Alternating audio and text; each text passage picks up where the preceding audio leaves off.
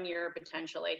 So we don't know anything from this picture other than it's absolutely adorable. And there we go. Little tongue out. All right. All right, guys. So you want a Mastiff? Whew. Well, I think those of us who got involved in the breed probably were first overtaken and just in awe of the size. Of course, the size coupled with their sweet little personality is what drew them to us. However, I think along with the size, we do need to consider a few things. Can you actually manage a dog of this size, whether on physical strength?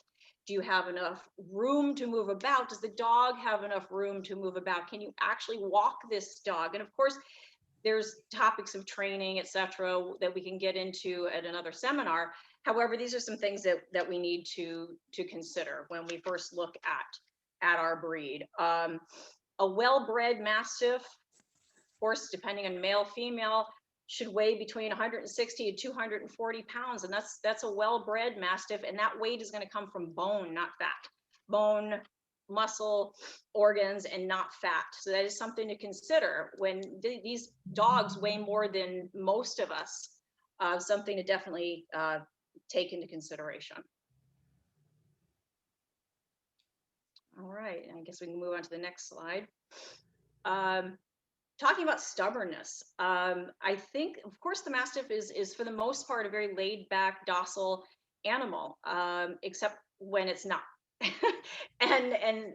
We could have Mastiffs that are perfectly well behaved and trained, and then they decide not to do something, and that's where stubbornness comes in. And wow, you can't move a Mastiff if they don't want to go. Trying to get one in the car by yourself, if it has decided that it's not going at that particular moment, is something that we've all experienced. There's the look of love right there. No, mommy, I'm not getting in the car, and I'm not doing anything right now. We were discussing yesterday as a group that most trainers will say that Mastiffs take up to 100 tries learning a particular simple training, like a sit, possibly. And it's certainly not, a lot of people think our dogs are not very intelligent, and that's not the case. It comes down to stubbornness and whether they want to do it or not. Some dogs, like a border collie, may learn it in five tries, and they've got it. So stubbornness and patience, being patient with these lovely, wonderful dogs of ours is key. You need to be a patient person. All right. And costs. Troy's going to be discussing later on the cost of the initial purchase price of the Mastiff, but I want to talk to you a little bit about the costs just to maintain our lovely dogs. And I'm just going to break it down to one dog. Many of us who have multiple dogs know that we can multiply this by 5, 6, 7, 8, depending on how many dogs we have.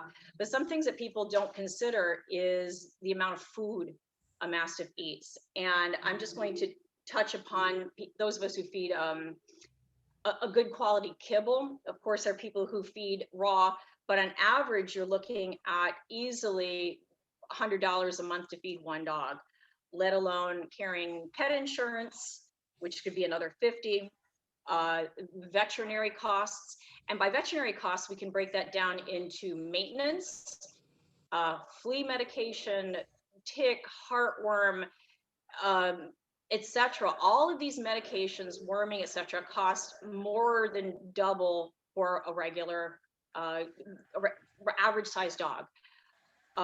Then we're talking surgery costs. Goodness forbid if something happens to our dogs and we're looking at surgery, easily with anesthesia, vet costs, for some reason, it just absolutely balloons. And of course, I would do it a million times over, and this is why I'm still hanging in, and I still love our dogs, but definitely something to consider, well worth it. So could you imagine, look at all those little lovely faces, multiply all those costs by all of those lovely little faces if they grow up into adulthood. So toys, even toys get, if it's not the right toys, you go through a toy a day potentially. Just the destructive nature potentially of a dog and damage that these lovely dogs can cause. Certainly they're not vicious by any means, nor do they mean to destroy our homes. However, if not monitored, of course they would. But everything, the main focus of this cost is that Mastiffs are a luxury item. I explain to everyone that it's not a dog that is not going to cost you much, and you throw it some scraps off the table and it's going to go well for you, and go buy a little squeaky toy from Walmart for $1.99. It's not the breed. Definitely every cost, cages in order to house train, or if you need to keep a dog up for a little bit while something's happening, cages are more expensive. Beds for the dogs. A lot of us use mattresses for our dogs, baby mattresses, full-size mattresses. All these costs come into play. All right, now transportation. Many of us have SUVs to transport our dogs. Many of us have vans, minivans, full-size vans. Another thing to consider, now one Mastiff you can certainly put in the back seat of just about any car, and they probably could lay down and be fairly comfortable. However, to be a little bit more efficient and to move our big giants around, we do need to consider larger vehicles for transportation. So that is, again, something else to consider when going into our breed. All right, flip this screen. All right, so we've decided, yes, we want a Mastiff, and all of these things are wonderful, and I'll give up my left arm to have one of these dogs. And if I had 8 limbs, they're all gone, other than my 2 arms and 2 legs. But finding a Mastiff, whew. All right, so once we've convinced yourself that you can handle all of these things, and how do you find a dog? Well, guys, in this age of instant information technology, social media, web searches, and there's so much information. You could type in Mastiff breeders in my area, and there's going to be so much information out there. Good information, poor information, inaccurate information. So how do you find the good information? And that's why we're all here. Those of us who are already enthusiasts are well aware of how much inaccuracies are out there, and we want to make sure that we set everyone straight and get everybody on the straight and narrow, finding the right dog for them. So I don't know if we want to flip that screen, Troy. All right, so what most of us will recommend to people looking for a puppy is to start with the Mastiff clubs. For instance, the Mastiff Club of Florida, that is a local club that I belong to, as well as the National Mastiff Club of America. Each of these local clubs and national clubs have breeder referrals. Why is that important?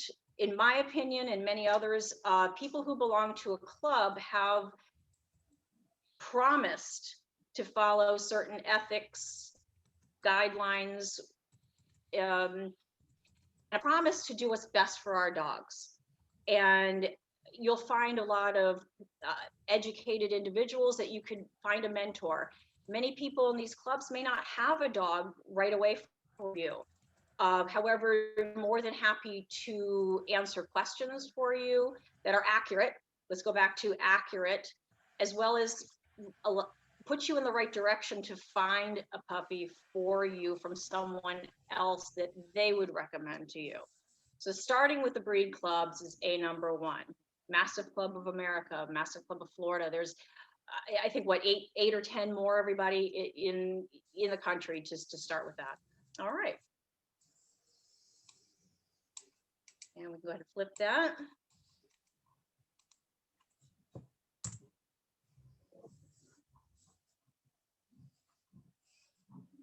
All right. Now let's go back to all that information that we have to weed through when you start searching on the web. a lot of caution. We all want to give you big red flags, caution. Be very, very careful with what you read and ask more questions. If you find information, I want you to ask 4 more people if that is accurate information. Because a lot of times you have a new mastiff person who does want to do the right thing for the dog, but is maybe giving some inaccurate information out there on how to find a dog, or the breed in general. So ask questions.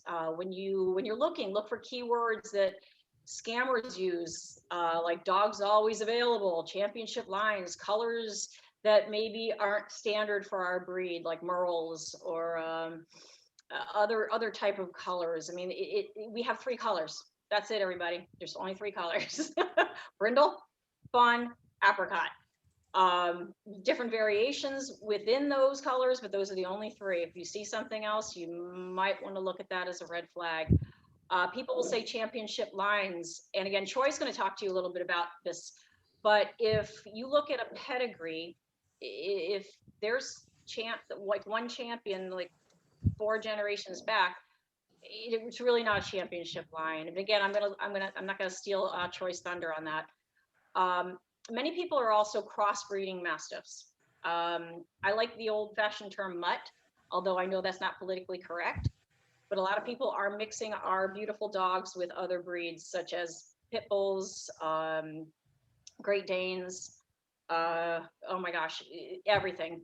And they call them designer breeds. They're not. They're not recognized by AKC, and they're not pure mastiff. And you don't know what you're going to get in that temperament because it's been mixed with something else. So stay away from that. Ask people, do you breed other, are they pure mastiffs? Or do you breed other type of dogs to the mastiff? A lot of online scammers or people who are not knowledgeable will emphasize size. Oh, all of my dogs weigh 240 pounds, 260 pounds, 300 pounds. Well, in reality, most of us don't have a 250-pound mastiff, and unless you're standing there looking at the scale yourself, you may want to see that as a red flag. Many people want upfront money with no possible return on the funds if the puppy is unavailable. That is something that Troy's going to discuss in contracts. Also, you need to be able to have an assurance that your money is going to be returned if that is in fact something that they require. But again, a red flag. Sometimes too good to be true guarantees are also another red flag. Although we are all very careful with health testing and doing the right thing for our dogs, and certainly guarantees are expected in our breed, but if it seems too good to be true, just like anything else, it probably is. Other important thing that you wanted, and we should highlight this, star it, everybody, make sure that this is something, is the last bullet point, is that you want to talk to the breeder on the phone. It's so easy to be keyboard warriors anymore and to text, and we lose that one-on-one connection. If you just pick up the phone and arrange a time to speak to the breeder, most breeders who are quality individuals will take time out of their day, 20, 30, 40, 50 hour-long conversations with you to answer every single question you could possibly come up with. And this breeder will also give you more questions to ask. They will offer up more information than probably you didn't even think to ask. Definitely take a pen and a notebook and write this down as you're speaking to them. Ask to speak with them on Zoom, on FaceTime. You want to know that you're speaking to a real live person. All right. And next, I'm just going to add something really quick, Kim, too. I do know in other breeds, people have been scammed. I don't know if they're just holding up their own puppy and just never giving a puppy back to anybody. So I would add, just, ask for them. If you're just feeling sure, or you just want to double check, have them write down the date and time on a piece of paper and take a picture with the puppy. I mean, taking a picture these days is not that hard. It's on our phone. It's very easily accessible. Most of us at this point have smartphones, and that's absolutely a way to catch a scammer or someone who is just not being truthful about the puppy. I've even heard some people saying, I got a 45-pound, 7-week-old Mastiff puppy. Not true. And it is anything that seems too good to be true definitely is, and you want proof. And honestly, the reputable breeders are not going to be offended. I hear so many people that say, well, I don't want to offend anybody. Offend us. We're not even offended. And if somebody is offended, then you need to walk away. Definitely ask these questions. You're going to be living with this dog for the rest of its life. You want to make sure that it's healthy and that you trust this breeder, which is why we're calling it a trustworthy breeder, someone that you can pick up the phone at most regular hours of the day to communicate with. If they can't answer your initial phone call or text or spend 20 minutes talking to you at a time, you don't want a breeder like that. Absolutely not. Social media anymore is just rampant. I mean, Facebook, Instagram, Snapchat, Pinterest, I can't even I can't keep up with it. But again, it takes photographs, whether their own photographs or stolen photographs, to slide something up. There's no expectations, and it's up to you to ask the questions. There are some very reputable groups on Facebook that have many knowledgeable individuals on there that will give you straight answers. For one, there's the Mastiff Health and Educational Development. Please write these down if you're not members of these. They're ones that this committee anyway has discussed yesterday. The English Mastiff Education Forum and Reputable Mastiff Breeders. Those are just 3. And you're going to get honest answers for the most part in these forums. There's always exceptions to the rule, but when you hear the same message over and over from people who are experienced and reputable, definitely take note on that. Okay, go ahead, flip that. All right, now ideally before COVID, I would say, hey, travel to a dog show. There's probably one within an hour or 2 from you, at least once a year, to speak with breeders firsthand. Of course, Mastiffs are not there all day, so you'd probably have to do a little research to find when most of the Mastiff individuals are there showing their dogs. But travel to speak to a breeder in person, whether it's a dog show or going to their house. I have a lot of people who come by and just want to come play with the dogs and talk to me in person to see that my house is clean and my dogs are well taken care of. You want to be face to face with the person when you can. Of course, they're not always in your backyard and easy to travel to, but definitely try your best to talk to as many breeders as you can in person. When you do get to a show, not all information is good information. Again, don't just stick to one person. Travel around to a bunch of different people. If I'm standing at a show ring and I have Troy there and Robin, I say, hey, I can't talk right now, but Robin's standing there. People are going to understand that, you don't have all the time, but when you start, again, hearing a pattern going over and over and over, you know that maybe these people are the ones that you want to be dealing with. All right, I saw something that Terry typed in. I didn't know. I thought I saw that there was some good information there. Robin, what did Terry say? Yeah, so it says when asking questions on a forum or a group, go in with the mindset that you don't know everything. Be willing to learn. Absolutely. And I feel like a lot of people go in there thinking they know everything and then they get defensive. Not everybody is typing to be mean. They're just trying to get the point across and their opinion, or maybe factual. Except that members of those groups are usually more educated than you or the general public on Mastiffs. Yeah, absolutely. Absolutely. And even those of us who have the experience, I'm going in on 30 years in our breed, and I'll be the first to say, I don't know everything. I learn something new every day also. The education committee last night learned something new that we didn't know before last night. And so everybody has to go into the mindset that you don't know everything. The more you know, the more you realize you don't know. But when you're hearing people give you advice, understand that as a new Mastiff person, you do need to be open to listening, and that they do know a little bit more than you do at this point. And Yes. also your breeder too. Yeah. When you're, when you're working with your breeder, if you have a good breeder, you should be able to ask them any question. And if they don't know the answer, they should be able to guide you towards, somebody who does. Absolutely. You do have to put your ego aside. Sometimes we even fight with veterinarians. But that's a whole other topic. However, definitely having that open mind to understand that we don't know everything.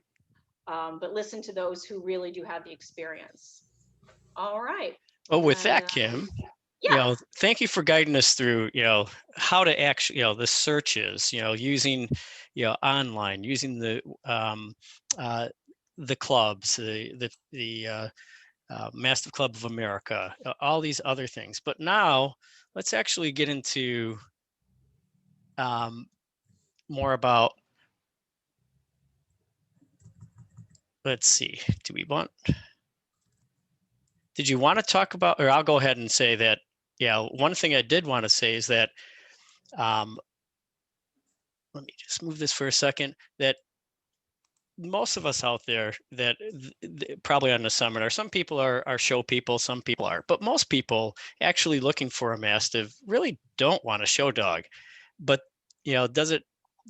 but does it make a difference if the dog is show quality or less than show quality? In reality, absolutely. When we take a look, price is nearly the same for a show quality dog versus a non-show quality dog. There's cost involved in ethical breeding.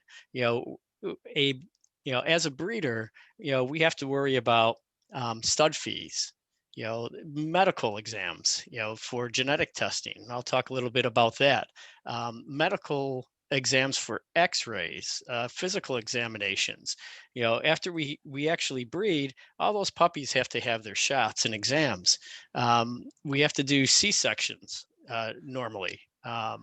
Not all the time, but there's sometimes that associated cost.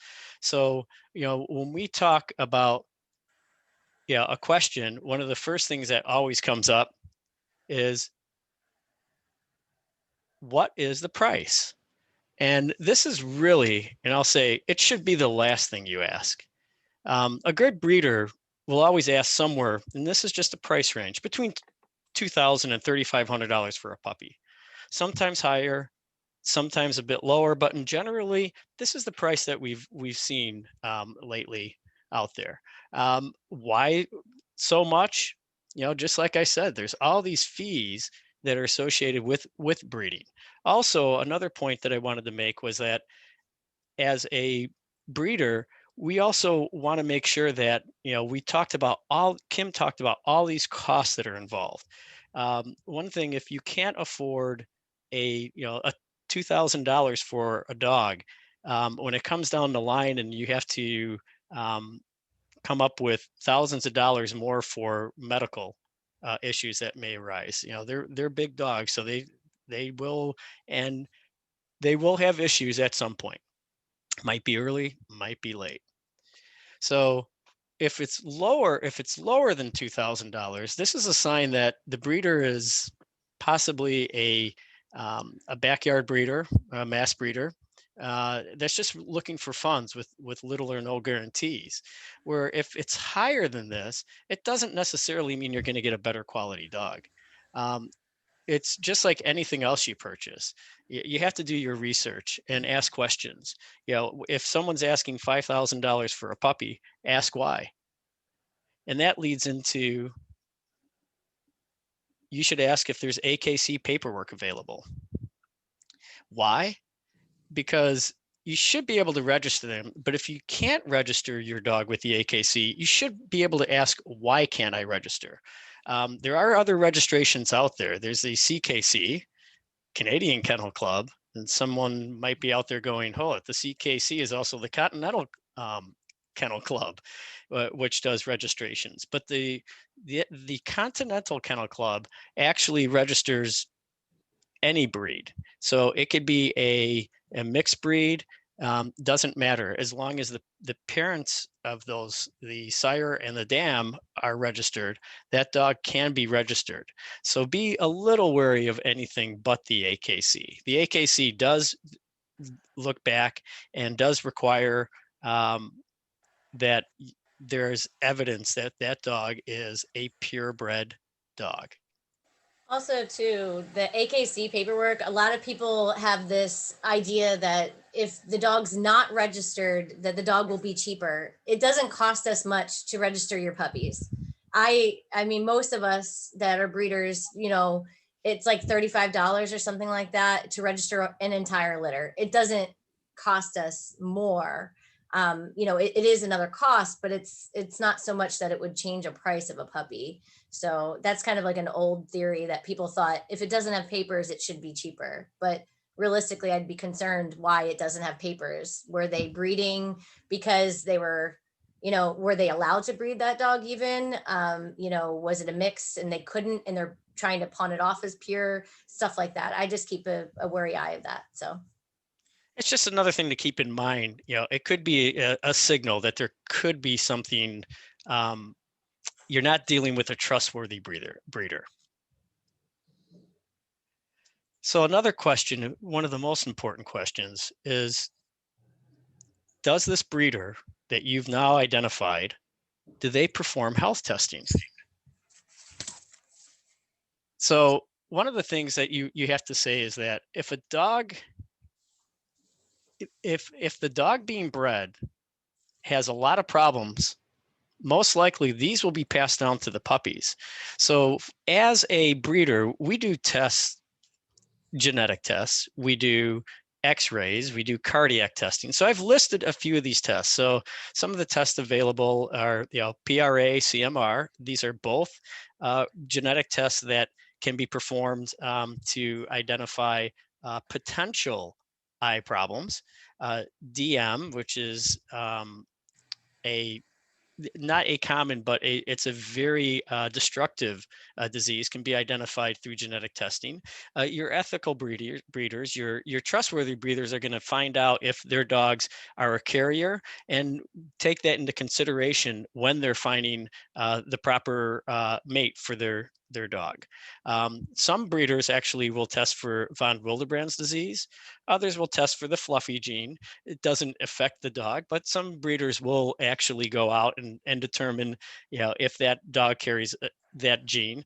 Doesn't hurt the dog. It's nothing. It's just, it's not a, sometimes it's not a desired trait in the Mastiff.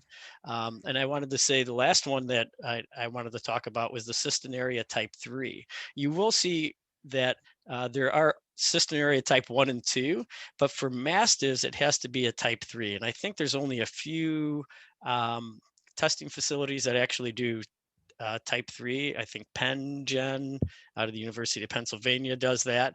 But just also keep in mind, this genetic test is just a marker, and that it doesn't necessarily mean that your dog will be cystinuria free. And for those who are new to the breed, cystinuria is a it's very similar to kidney stones. They're stones that develop and can be very painful, mainly in males, but it can happen in females. Another thing that you have to go out and look or ask if there's been health testing is, most breeders do this now, but have they had hips and elbows checked for dysplasia? And also, have they registered them, or have they done pen hips? So this is important because with the larger breeds, their size, we tend to have issues in the breed in hip and elbow. And if there is any issues, it tends to magnify itself because you have a dog that's over 100 and say 150 pounds, up to 300 actually. And also, find out if they did some basic cardiac testing. With these larger breeds, we want to be aware if there's a history of cardiac issues with the dogs. And then finally, I wanted to throw in there that breeders out there will test for thyroid, patella, some do shoulders, eyes, which is very important. And that can be registered either through SURF, or now it's actually called the Canine Eye Registration Foundation. And actually it's called the Companion Eye Registry, CAER. So if you see the word SURF or CAER, that is just related to a ophthalmologist checking for the eyes of your Mastiff.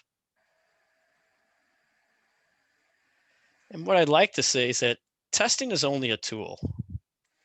One thing, testing results, a good breeder can actually answer those questions that you have about the test results. And they can explain that to you in a simple way, and they have those test results available. One thing I have listed up there is the Orthopedic Foundation for Animals, OFA. Some people may have heard of this, but it's a location where some breeders will actually register the results of all these tests that they have out on a website, so that you, as a prospective buyer, or even from a standpoint of a prospective breeder who's interested in using your dog as a stud, can go out and see that you've run all these tests. And here I just have a screenshot that of the OFA website, and I have it's actually pretty easy to use if you go to the type registry name. So if you know the registration name of your prospective, say, female that's having puppies, and you wanted to know if they've had any tests done and recorded on the OFA site, you can type that name and it should come up with a list. And then from there, you can actually scroll down into the test results and see if the tests were, say hips came back good, fair, excellent. It will have that type of information. If they didn't register on the OFA site, that's fine. Your breeder should have the paperwork that should be presented. And I think, Robin, you had a this is what they send. It looks like this. They come in different colors for different stuff. So this is for one of the dogs, it'll right here, you can see it'll tell you what the dog, came back as. They come in different colors depending on what they're done. So this was a hip one. You can see this dog had good hips. So that's all their information there.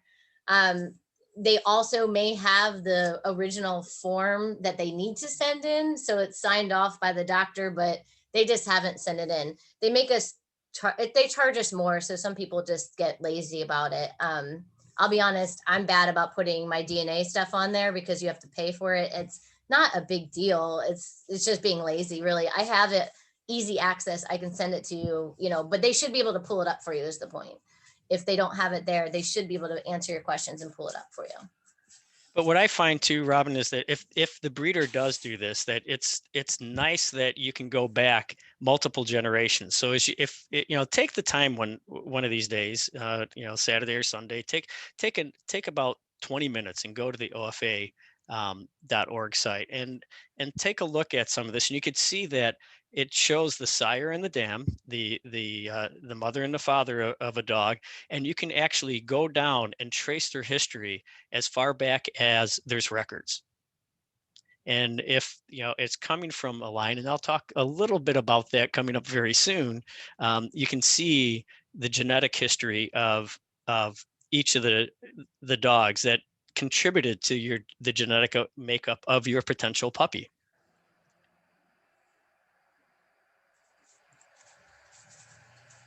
So that's me in the morning. I wake up every morning running to go check on the puppies every 2 hours. And over on the right-hand side, that's Robin, where she's just like, oh boy. As a breeder, it's never a fun time, but we love the puppies, but it is hard work. And I just wanted to say a word or two about, I just wanted to, sometimes we throw around the term, backyard breeder, This presentation is about finding a trustworthy breeder. So I just wanted to say, basically, a backyard breeder is usually a small scale breeder who may be motivated by things such as money, curiosity, trying to show children the miracle of birth. They're not really breeding like a reputable breeder. So a trustworthy, reputable breeder would be one that describes their operations, that uses a responsible methodology and practices to breed. So they breed for a purpose. They're not breeding just for money. They're not breeding for curiosity. I want to always see, I wanted to see how, what happens. I want to see that newborn puppy, or to show their children the miracle of life. They're doing it because, you know, they're doing it to better the breed. So additional questions that we should be asking is, what's your dog's pedigree? So just like genetic testing, a puppy's parents can influence how a puppy develops and what they will become. So one of the things that you want to do is look for the pedigrees. Look for signals in the pedigrees, like look for like continuous champions throughout, 2, 3, 4 generations. Look for kennel names. If you start to see kennel names that are all the same, it's kind of a little red flag out there, just saying, do a little more research. Kennel names doesn't necessarily mean they're related, but it could mean that they're related. This is where it's helpful if a breeder does use the OFA.org site, you can see if they're related and how genetically close they are. The next thing is, in this day and age, you should be able to get a picture of the dam and the sire for these puppies. And be careful, be cautious, because although pictures are out there, one, they can be stolen. We've all, at least a lot of our breeders that are online, we post pictures online and then all of a sudden find it on a website in Russia selling dogs, saying, look at the beautiful dog I have. And you're going, yeah, that's not your dog. And I have no idea what your dog is. Ask for a picture that is recent, or have the breeder just snap a picture, on the spot. With technology today, they can get that to you instantly. Another crucial thing that you should ask is, how old is the dam being bred? So the bitch being bred should be between 22 months and 7 years old. Any younger than that, and it really is risky to that girl being bred, because their growth plates really haven't closed. So if they're part of a club like the MCOF or the MCOA or the Empire Club, or I can name clubs galore, but we sign contracts that basically say that we will not breed a dam before they're 22 months old, and we will not breed them past 7 years. If you breed them older than 7 years, and you have to ask the question why, because first of all, the risk to that dog is very great. They could actually pass away while whelping. So I mentioned this earlier, but you should always ask a breeder of the dog that you're going to get is, what was the purpose of the breeding? There should have been a purpose of the breeding. Were they trying to make the breed better? Maybe the dam that's being bred is a little on the small side. So they might say, we were trying to introduce size into our line. So we have a sire that is pretty large, and complements that dam very well. And then you should also ask, and it's in the same line, is what faults do the dam and sire have? So it's important for show quality dogs to ask this, but it's also important for you to ask this if you're just looking for a family pet, because those faults might be passed down. And depending on what those faults are, you may not want that even in a pet. And then also, this is kind of a not an obvious one, but you might want to ask if the dogs have been shown. Has the dam or sire been shown? Why is it's not the end all that they've been shown, but showing a dog kind of ensures that they've been looked at by judges who are breeding that dog against other dogs in the ring against the standard. So it's important to just know if that dog's been judged against others so that they may you know they may meet the standard. And I go on. Yeah, I was gonna say, well, with that too being shown and speaking to a lot of newer people coming into the breed, or even when I first started getting into the breed, I was going to shows, not because I needed a show dog, but getting into breeding and stuff. I think that you, as a breeder, if a breeder is going to shows, they see that, they're not kennel blind. They actually see other dogs that are out there and the variety that is out there and how their dog kind of measures up, I guess, to, if they don't know. And I feel like you can learn a lot, even if you're not really big into showing, that's not your thing, especially for the breeder. So asking that question doesn't necessarily mean they have to be into shows like, constantly bronzing dogs or champion dogs. But at least that they can see, what else is out there. Exactly. And then I think this is a very important question that, if you're looking for a puppy, you should ask that breeder, what steps have been taken to socialize, the puppies. These are going to be big dogs, and it's very important for all dogs, to be socialized, but especially so for mastiffs. They grow very quickly, and as Kim pointed out, they are stubborn. And if you actually train them and socialize them within the first year, it's actually a lot easier. You can teach an old dog new tricks, but as Kim pointed out, it could take up to 100 times for your dog to get it. And it's easier. Puppies are more receptive to you.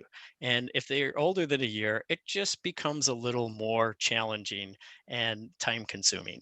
So that's one thing that I wanted to mention.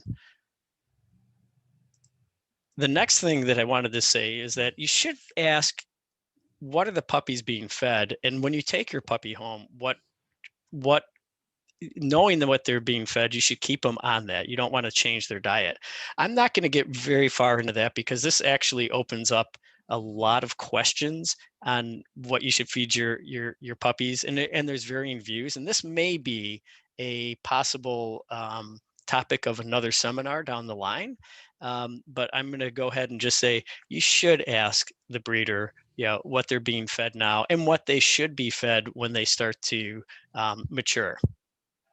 And then we can't stress this enough, but is the breeder involved in the breed or other dog events in some way or fashion, and that they're not just focused on breeding? So if they're just focused on breeding, then we're probably more dealing with a puppy mill or a backyard breeder that's just breeding to breed. A breeder that's involved in other events, such as uh, besides confirmation, to get their dog's champion, but they may be doing things like obedience, rally. Those are very important events. It helps, one, to train the dog, but two, also to socialize the dog, and also they're involved with the breed. Then the dog's active, and the dog is learning new things, but that breeder then is actually talking to people about new things. And this is how breeders actually keep abreast of things. Besides joining a club, of course, like the wonderful Mastiff Club of Florida, where we're always sharing wonderful information with our members. But it's also good just to know that breeder is involved in the dog world. And we can't stress this enough. Are there references from any prior buyers. So it may be the first time that you're buying from someone, and that's fine. But if they've bred and they've been doing it for some time, they should have some references available. They should be able to give you a name and a contact and say, if you want to hear about, anything that, of my puppies in the past, or, concerns, here, go ahead and talk to somebody that I have. And if they do give you references, I recommend that you actually call them or text them or email them. It's kind of an important step. And this kind of weeds out, I hate to say it, it helps to weed out those backyard breeders, the untrustworthy breeders, the unethical breeders that we really don't want to deal with. So after you asked all these questions, one thing that I know that people have always come to me and say, it's just tough to find a breeder in your state. Be willing to travel. One of the important things is that you don't settle. As a breeder, one of the things that I find is that people call you up and say, do you have a dog? Well, if I'm a breeder and I have puppies available, yes, I have a dog, but don't settle. Try to find that dog try to find the dog that's right for you. Have the patience. Have patience when you're looking for a dog. It's not easy. You're going to have to talk to probably multiple breeders. And, if you're looking for a particular color or you're looking for a particular sex of a dog, it may not be available, or it may not be the one. So I just want to stress, why be patient? Why not settle? Because that dog is going to become a family member for many years. So we want to stress that, if you do the right job, you're going to have many years of joy, and your family members are all going to love that dog for many years to come. And I put down here flying restrictions on this. Just be aware that if you have to travel and you're doing it by air, that mastiffs grow so quickly that by about 8 weeks, they're almost too big to fit in a carrier now that I guess is mandated by most airlines, and they have to fit under the seat. And depending on the size of the mastiff you get, if your breeder won't release a dog until 10 to 12 weeks, they're sometimes just too big to fly. And now you can't even fly dogs internationally. It's getting really tough. And mastiffs, being the size they are, it's just really tough. So most of us are going to have to be willing to drive by car or use a transport. There are many handlers out there that actually run a transport during the week so that you can get a dog from California to New York, for example, for not that much, but you wouldn't have to drive out there. They would actually transport that dog for you.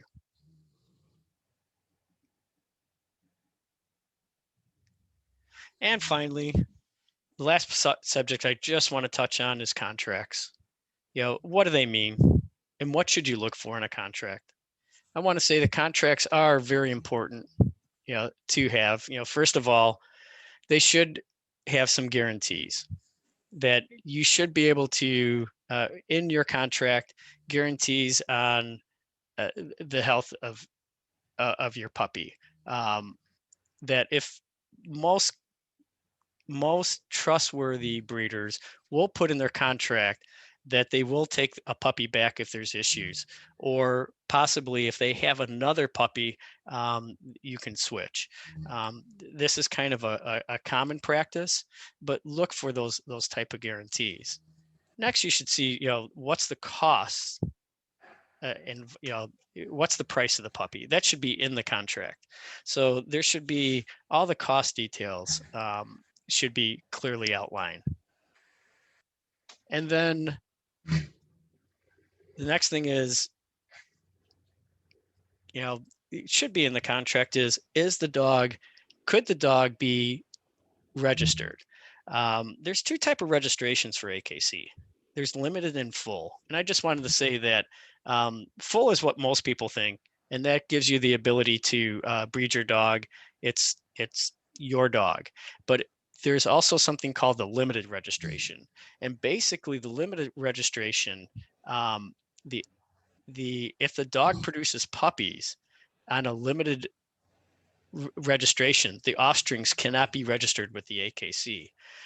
That limited registration can be changed to a full registration, but that can only be done by the breeder. So that should be in your contract. Also, you should have recommendations for what type of foods, socialization, or exercise. It could be in the contract, or what some breeders do is they put that in as an additional piece of paper or papers that are available to uh, to the prospective owner. Also, what you should have in a contract is details about when it's okay to spay or neuter your dog. You see online, there's a lot of questions out there about spaying and neuter. In general, most trustworthy breeders are going to say that you shouldn't spay or neuter a mastiff, and I'll be clear on that, a mastiff, until at least 2 years old. The reason being, if you start to x-ray a mastiff at a young age, you start to see, and there might be some pictures out there, you see a gap between the bones. Their actual growth plates, their bones will not actually close and actually form completely until they're 2 years old. And by spaying or neutering a dog, that actually prevents the hormones necessary for those growth plates to actually close. And you could, I won't say you will, you could possibly have issues with dysplasia and stuff because of spaying or neutering too early. And lastly, I just wanted to say that most breeders, they're available to the buyer for a lifetime of your dog. So usually in the contract, you'll see that that dog, if there's any issues, will come back no matter what age. Usually no questions asked. Breeders will ask questions like, what are you feeding them? The things, so they can take care of that dog and not have a big shock to that dog. But basically, that relationship between the buyer and the breeder is really for the lifetime of that dog, and sometimes it's for the lifetime of the breeder and the buyer. And Robin, you could probably attest to that. You probably made many friends over the years. Yep. Yeah, I have. Yeah, I have made some amazing friends. Some people just, it's the once a year thing. Some people are just, Facebook people you talk to all the time. And some people are really, really good, close friends, even in the Mastiff club. You guys, I mean, I wouldn't have met some of these people without that. So it's a great community. And, when you do your references, if you do a reference check, that would be your time to ask, is the breeder available? That would be a good time to ask, outside of just asking the breeder who could yes you. Well, All right. I would just like to say in conclusion, we're all happy that you could attend today's presentation. I really hope you learned something that you could take away about finding that right breeder. A lot of it is asking those right questions. This was not an all exclusive listing of everything that you can think of or what you should consider or asking a potential breeder. But I hope today that it helped with you to place you in the right direction to start your search. So at this point, I want to open it up if anybody wants to ask any questions. It ran an hour, but that's fine. We can spend a little more time. If anybody has any questions, we would love feedback. Any feedback would be great. I'm going to email everybody again, asking if they're, for feedback, if you don't want to ask at this point. And that's fine. But we also want to ask, and this is something that it does cost some money to put these on, that it would be appreciated. It's just a donation would be appreciated to the Mastiff Club of Florida. You could donate on the mastiffclubofflorida.com website. There's a link. Anything you want to say to that, Robin? I'm sorry, I was answering a question here. Oh, go on. Well, how about this? We do have a good question here before we carry on with that. Great. Someone asked, they have a quick question about drooling. How bad is drooling and is it constant? So from my experience, I have 5. I have to say, I do like to wipe the walls at least once a week. Make sure you have good paint that's easy to wipe. Some dogs will drool over food. Some will have a dry mouth over it. Some will, most will drink water and then they will bring it wherever they go. So I do water outside, and when they come in, I wipe their face. So, but obviously we've had snow, so I had to bring them in. So you just have to be, creative. Some people have water available all the time. So yes, they do drool. They drool when they're hot. They drool. They'll shake their head and you'll find drool on your ceiling. You'll find it on your television. I'm actually looking at my screen. I've been trying not to wipe it. I have some from yesterday on my screen. And so the drool can be real, but it's not that bad. It's manageable. It's not all the time. They're not just walking around with drool all the time. No, Usually it's not like a fountain by any means. I would say Nope. that, I think as a breeder, you usually have a drool towel available, because those situations when your dog does go get that gulp of water, or you say, do you want a cookie? And I have dogs that you say the word cookie and they just start drooling like mad. It is something that's completely manageable, because most of the time it is just because they're hot or they're eating or they're drinking. Yes. They don't spontaneously drool for no reason. So like Robin, I water outside, and I actually feed outside, and before they come in, they do get wiped. And I find by just doing these simple things that once they're in, it's minimal. I'm not saying that it doesn't happen occasionally if they get excited or something happens, but it is definitely something that's manageable. Yeah, like here we go. Let's see if you can see this one here. Come here. What are you doing? Come here. So you can see she's not drooling, she's got pockets in here. So the drool comes from the pocket that you see. So there's this extra skin called the flu. And what happens is they get excited and then all of that goes into the little pocket in there. So, so when you're just, cleaning them out, you just get in there, dry them out, and they're good to go. So I don't have drool all over my hands. No. I'm good to go. So yeah, they're all different. I have one that does go drool over food, but most of mine are not that bad. It's just, if you manage it and you just get used to your dog, it won't be that bad. But do have drool rags, in like a couple places in your house, just in case. Yeah. There you go. That, or it goes on your pants. That's it. You got to wipe it off. No, I'm kidding. You get used to it, just like kids. It's all worth it. They love you so much.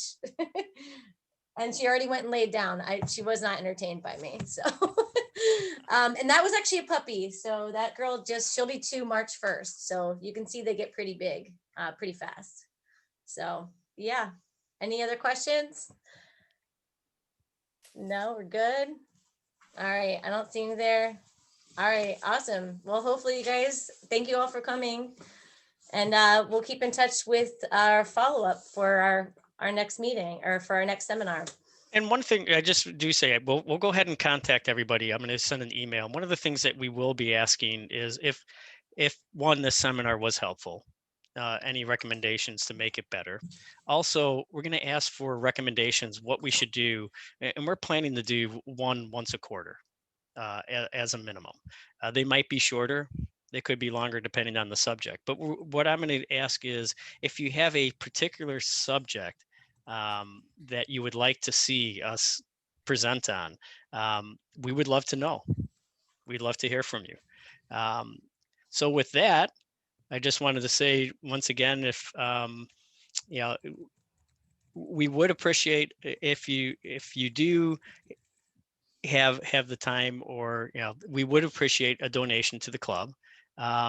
Going forward for this, I know this seminar was free. Going forward, we may ask for a small donation to support the overhead that we have with the club. So with that, if there's no more questions, I guess we'll go ahead and end this. Kim, you have another question? Are you saying bye? She's unmuted. Okay. All right. I was just saying goodbye, and that we certainly appreciate everyone attending for today. Thanks, everyone. Well, All right, bye, guys. enjoy the rest of your Sunday. Absolutely. Bye, guys. Bye.